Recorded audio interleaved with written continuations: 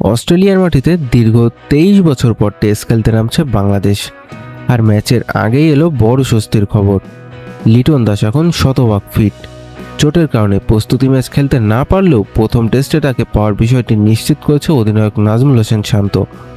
তবে স্বস্তির পাশাপাশি চ্যালেঞ্জও কম নয়, কারণ প্রতিপক্ষ অস্ট্রেলিয়া, আর তাদের মাটিতে টেস্ট খেলছে বাংলাদেশ 23 বছর পর।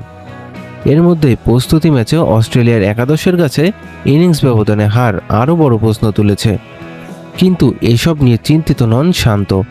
তার লক্ষ্য পরিষ্কার, প্রতিটি সেশন ভালো ক্রিকেট খেলা এবং 5 দিন পর্যন্ত লড়াই করার চেষ্টা করা। অস্ট্রেলিয়ার পেস আক্রমণের বিপক্ষে ব্যাটারদের দীর্ঘ সময় মনোযোগ ধরে রাখার সবচেয়ে গুরুত্বপূর্ণ বলে মনে করেছেন বাংলাদেশের অধিনায়ক।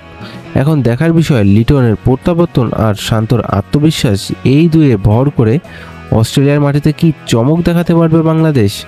আপনার কি মনে হয়, প্রথম টেস্টে বাংলাদেশ কতটা লড়াই করতে পারবে? কমেন্টে আপনার মতামত অবশ্যই জানান।